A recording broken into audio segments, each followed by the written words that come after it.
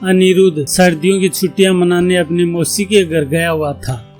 रोज सुबह 5 बजे morning walk पर जाने की उसकी हैबिट थी। वो अपनी मौसी के घर पर भी रोज 5 बजे उठकर वॉक पर जाता था।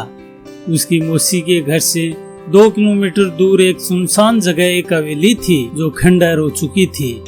वहाँ खुला वातावरण था, चारों तरफ हरी भरी घास थी, शांत वातावरण रहता था। वह हमेशा वहाँ घूमकर आता था। एक दिन उसको उसकी हम उम्र का एक लड़का मिला। वह भी सुबह सुबह घूमने आता है और दोनों में मुलाकात हो जाती है। दोनों बातें करते करते टहलने लग जाते हैं। अनिरुद्ध कहता है, मेरा नाम अनिरुद्ध है, मैं मेरी मौसी के घर छुट्टियां मनाने आया हूँ। और तुम्हारा क्या नाम है?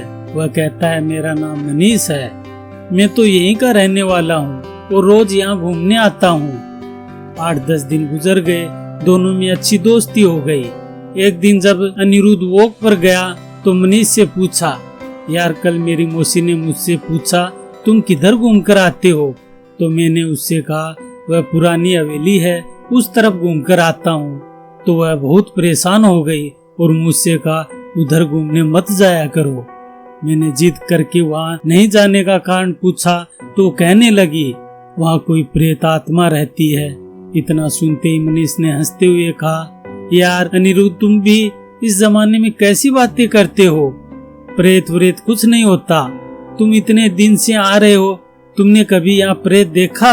और तुम अपनी तो छोड़ो, मैं तो यहाँ कब से घूमने आता हूँ, मैंने तो कभी नहीं देखा।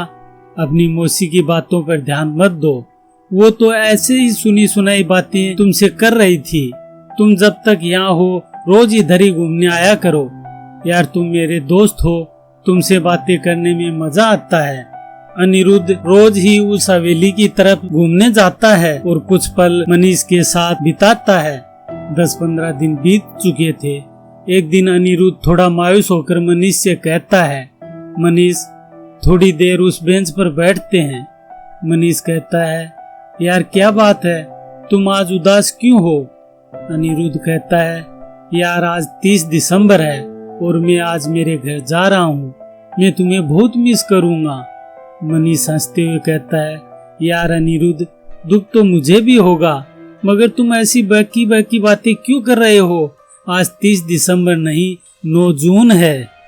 फिर अनिरुद्ध आश्चर्य से कहता है, मनीष बहकी बहकी बातें तो तुम कर रहे हो, आज 30 दिसंबर वार गुरुवार सन 2021 है। फिर मनीष कहता है, नहीं अनिरुद्ध तुम किसी से भी पूछ लेना, आज 9 जून वार शनिवार सन 1984 है। मनीष के मुंह से ये सब सुनते ही अनिरुद्ध के पसीने छूट जाते हैं और वह घबरा जाता है और वह वहाँ से उठकर भागने लगता है और भागते भागते कई बार तो वह लड़खड़ा कर गिर भी जाता है।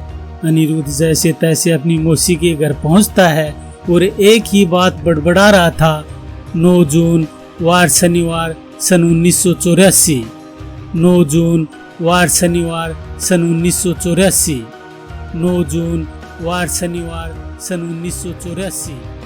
ये सब जब उसकी मौसी ने सुना तो वह घबरा कर बोली, ये सब तुम क्यों बोल रहे हो?